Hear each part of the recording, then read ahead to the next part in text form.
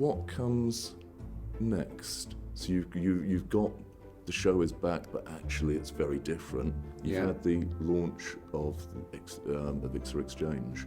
What comes next for you?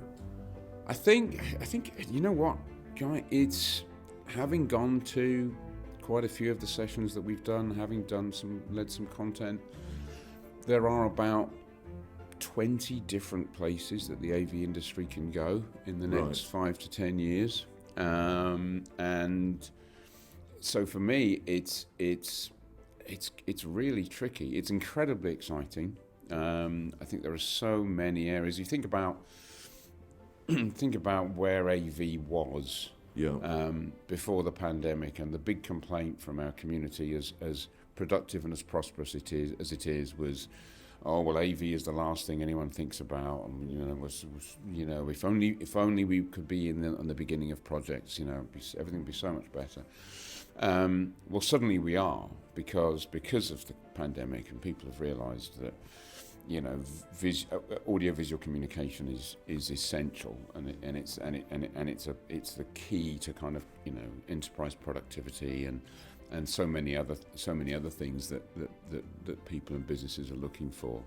So suddenly we're there. We're right at the forefront as an industry, and because that's where we are, there are so many things, so many areas that we can start touching. We can start touching not just IT, we can start touching facilities management, we can start touching human resources, we can start touching building design and sustainability, and we can start touching, the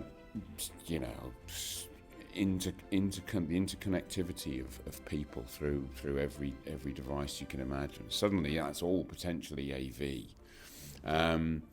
And yet we still just sit around talking about Pro AV as if it was, just projectors and screens and a couple of mics suspended from the ceiling. So, do you think the kind of content and all that AVIXA is producing then will move more into that area? Yeah, I think it's inevitable, Guy, and I think what that means for us is it's going to be really important for us and for ISE and for all of our shows to realise that we can't do everything ourselves. The only way to do 10 different new things is to do them all badly. And so it's going to be really important that we partner with more with other associations, with other groups who have areas of expertise, who have social networks, who have business networks, and we can use their expertise and they can use ours.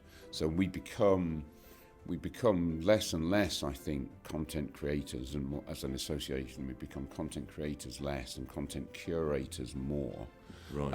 And it's about bringing other sources of expertise into our industry, into our community, so that we can learn from. And it's about learning more about your customer. It's about, whereas before, I think we had a very narrow definition of what an end customer of AV was. I think now it's a very broad spectrum of stakeholders, and finding out what they all need is critical to the next stage of our development. But we don't know that. You don't know that.